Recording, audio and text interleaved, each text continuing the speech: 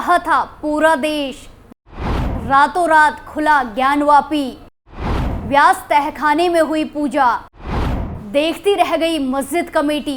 नमस्कार, capital TV में आपका स्वागत है और मैं आपके साथ प्रिया बिस्ट। अब वक्त हो चला है ऐसे मुद्दों पर विस्तार से बात करने का जो जनता, राज्य, देश और पूरी दुनिया पर असर डालते हैं। कोर्ट का ऐतिहासिक फैसला आने के बाद रातों रात ज्ञानवापी में फिर से घंटे घड़ियाल गूंजे, अखंड ज्योति जलाई गई और रात 2 बजे तक श्रृंगार गौरी की पूजा हुई, जिसे खड़े होकर मस्जिद कमेटी देखती ही रह गई।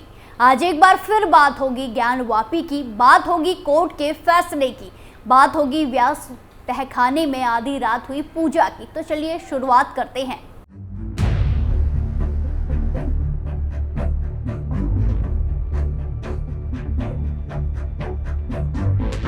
31 जनवरी की आधी रात को जब पूरा देश सो रहा था, तब रातों रात ज्ञानवापी का दरवाजा खुला और व्यास तहखाने में पूरी विधि विधान के साथ पूजा हुई।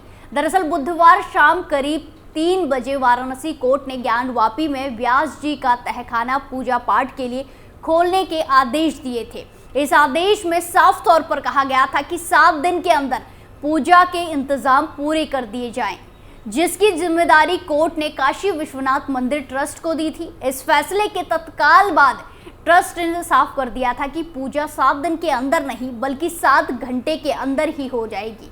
कोर्ट के आदेश के कुछ ही घंटे बाद शाम होते होते वाराणसी जिलाधिकारी, वाराणसी पुलिस कमिश्नर और काशी विश्वनाथ मंदिर प्रशासन से जुड़े लोगों के बीच एक बैठक हुई, जिसमें शहर की शांति व्यवस्था को कायम रखने के साथ साथ कोर्ट के आदेश का पालन करने पर चर्चा हुई थी। फिर 10:30 बजे डीएम, पुलिस कमिश्नर और अन्य अधिकारी मंदिर में पहुंचे। प्रशासन ये सारी तैयारियां कर ही रहा था कि रात में 11 बजे गणेश्वर शास्त्री द्रविड़ मंदिर पहुंच गए। उनके साथ काशी विश्वनाथ मंदिर के मुख्य पुजारी ओम प्रकाश मिश्रा भी थे। इसके बाद 11:30 से 12:30 तक प्रशासनिक और पुलिस अधिकारियों ने बैरिकेडिंग हटाने की प्लानिंग की और नंदी महाराज के सामने बैरिकेडिंग तोड़कर छोटा सा गेट बनाया। इसके बाद 5 लोग अंदर पहुंचे। फिर गणेश्वर शास्त्री द्रविड़ ने पूजा की पद्धति तय की और ज्ञानवापी में 31 साल बाद विधि विधान से व्यास जी के तहखाने में मंगला गौरी की पूजा हुई है।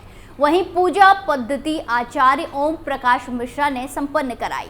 ओम प्रकाश मिश्रा गर्भगृह के पुजारी है। मंगला आरती में मुख्य आर्चक भी भूमिका यही निभाते हैं। वहीं इस मौके पर गणेश्वर शास्त्री के साथ 5 अन्य लोग भी मौजूद रहे। ये वही गणेश्वर शास्त्री हैं जिन्होंने अयोध्या के राम मंदिर के प्राण प्रतिष्ठा की पूजा का शुभ मुहूर्त निकाला था।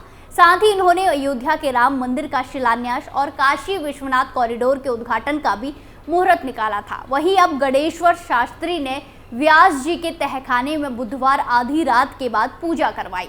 इस पूजा में मंदिर ट्रस्ट के पदेन अध्यक्ष की हैसियत से बनारस के कमिश्नर कौशल राज शर्मा, मंदिर प्रशासन के पूर्व और वर्तमान सीआईओ भी मौजूद रहे। पूजा के बाद कुछ लोगों को चरणामृत और प्रसाद भी दिया गया।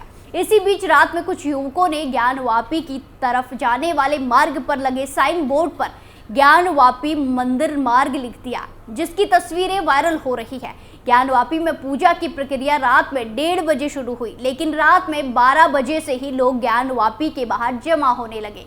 जानकारी होने पर पुलिस कमिश्नर वाराणसी ने भीड़ नियंत्रण के लिए रात में ही अतिरिक्त फोर्स तैनात कर दिया। पुलिस ने मौके पर बैरियर लगाकर एक सुरक्षा घेरा बना लिया था। इसके बाद रात में करीब 1:30 बजे पूजा करने वाले 5 लोगों को नंदी के सामने छोटे गेट से अंदर जाने दिया गया। वहीं सुबह पूजा संपन्न होने के बाद फजीर की नमाज भी कराई गई थी। पुलिस को आशंका थी कि नमाज के वक्त बवाल हो सकता है, इसीलिए पुलिस ने रात से ही पूरे परिसर को छावनी में तब्दील कर दिया था। वहीं मंदिर में पूजा की खबर मिलते ही बड़ी संख्या में शिव भक्त ज्ञानवापी पहुंचने लगे थे। क्योंकि कभी पर्याप्त इंतजाम नहीं है, इसीलिए भीड़ को नियंत्रित करने के लिए गेट नंबर 3 को बंद कर दिया गया। वहीं ज्ञानवापी में पूजा के दौरान हिंदू पक्ष के पैरोकारों को भी एंट्री नहीं मिली।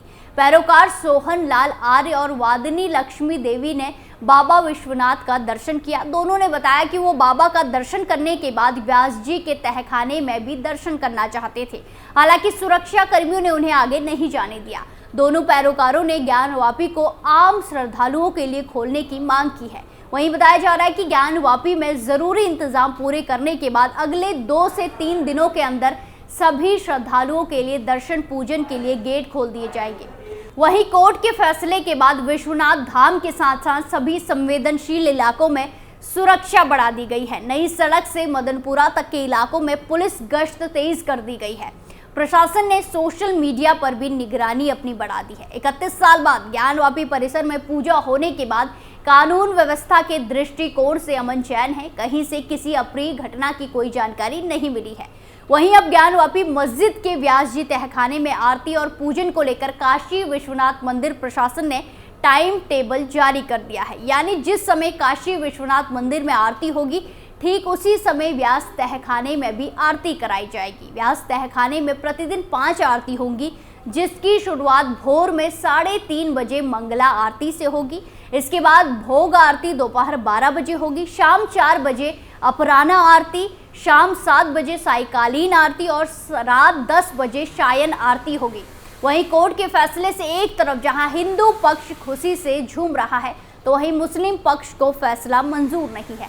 मुस्लिम पक्ष ने वाराणसी कोर्ट द्वारा ज्ञानवापी परिसर के व्यास तहखाने के अंदर पूजा की अनुमति देने के आदेश के खिलाफ सुप्रीम कोर्ट का रुख किया था। समिति ने गुरुवार को देर रात अवकाश पंजीयन के संपर्क किया और आदेश के रातों रात निष्पादन के कारण तत्काल सूची की मांग की। वहीं फिर सुप्रीम कोर्ट ने पूजा की इजाजत देने वाले आदेश के खिलाफ ज्ञानवापी मस्जिद समिति की याचिका पर तत्काल सुनवाई से इनकार कर दिया।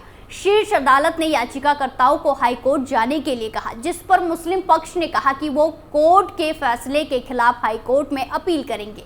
इसके बाद मस्जिद की इंतजामिया कमेटी ने सुप्रीम कोर्ट से राहत नहीं मिलने के बाद इलाहाबाद हाईकोर्ट में याचिका दाखिल कर जिला जज वाराणसी के फैसले को चुनौती दी है। वहीं थोड़ी देर में हिंदू पक्ष की तरफ से इलाहाबाद हाईकोर्ट में कैविएट दाखिल की गई। ये कैविएट हिंदू पक्ष के वकील विष्णु शंकर जैन की तरफ से दाखिल की गई है। दाखिल कर कोर्ट से इस बात का अनुरोध दाखिल किया गया है कि अगर मुस्लिम पक्ष की तरफ से कोई याचिका दाखिल की जाती है तो उस पर उन्हें भी सुनवाई का मौका दिया जाएगा। उनका पक्ष सुने बिना एक तरफा आदेश न पारित किया जाए। बता दें कि बुधवार दोपहर 3 बजे वाराणसी जिला जज की कोर्ट का फैसला आया। फैसले में व्यास जी के तहखाने में पूजा कराने का आदेश दिया गया था। आदेश पूरा कराने की जिम्मेदारी श्री काशी विश्वनाथ मंदिर ट्रस्ट को दी गई थी। कोर्ट ने साथ में ये भी कहा था कि 7 दिन के भीतर वहां पूजा कराने की व्यवस्था की जाए। कोर्ट के आदेश के 12 घंटे के अंदर ही व्यास जी के तहखाने में पूजा करा दी गई। इस संबंध में कल न्यायालय ने हिंदू पक्ष के शैलेंद्र पाठक की याचिका पर यह निर्णय सुनाया था। याचिका में कहा गया था कि उक्त तहखाने में मूर्ति पूजा की जाती थी। न्यायालय ने माना कि दिसंबर 1993 में पुजारी सोमनाथ व्यास को तहखाने में घुसने से रोक दिया जाता था और इसकी बैरिकेडिंग कर दी गई थी। ब्रिटेन काल से ही वो वहां पूजा करते थे। उन्हें रोके जाने के बाद राम भोग आदि संस्कार भी रुक गए। बाद में तहखाने का दरवाजा रोक दिया गया। वहीं न्यायालय ने यह भी माना कि हिंदू धर्म से संबंधित कई सामग्रियां और प्रतिमाएं आज भी उक्त तहखाने में मौजूद है। मूर्तियों की नियमित रूप से पूजा की जानी आवश्यक है। न्यायालय ने बड़ी बात कही कि राज्य सरकार और जिला प्रशासन ने बिना किसी विधित अधिकार के दिसंबर 1993 में पूजा बंद करवा दी थी। उसी महीने में मुलायम सिंह यादव ने बसपा सुप्रीमो काशीराम के समर्थन से सरकार बनाई थी और मुख्यमंत्री बने थे। मिले मुलायम काशीराम, हवा में उड़ गए जय श्री राम का नारा भी लगाया गया था। वहीं मुस्लिम पक्ष का दावा है कि व्यास द्वारा उक्त तहखाने में कभी पूजा ही नहीं की गई थी। साथ ही वहां कोई मूर्ति होने की बात भी नकार दी है। न्यायालय ने आदेश दिया है कि 7 दिनों के भीतर वहां लोहे के बाड़ में पूजा पाठ की व्यवस्था की जाए। कोर्ट को यह भी बताया गया है कि परिक्रमा वाले मार्ग पर मस्जिद कमेटी वाले ने लोहे की बैरिकेडिंग रख रखी है। साथ ही कोर्ट ने व्यास परिवार की वंशावली और वसीयत का भी जिक्र किया। इस फैसले के बाद काशी विश्वनाथ कॉरिडोर में महादेव का दर्शन करने जाने वाले भक्त ज्ञानवापी में भी पूजा पाठ कर सकेंगे। वहीं कोर्ट के इस फैसले के बाद ज्ञानवापी परिसर घंटे घड़ियाल की ध्वनि से गुंजयमान हो गया। ज्ञानवापी के विवादित ढांचे में 31 जनवरी रात 10 बजे के बाद चालू हुई पूजा 1 फरवरी की सुबह 2 बजे तक चली, जो अयोध्या में राम मंदिर की तरह ही ज्ञानवापी में हर हर महादेव का बहुत बड़ा संकेत है। स्पेशल स्टोरी में फिलहाल के लिए इतना ही, फिर पेश होंगे नए मुद्दे के साथ। बाकी तमाम खबरों के लिए देखते रहिए कैपिटल टीवी उत्तर प्रदेश। नमस्कार।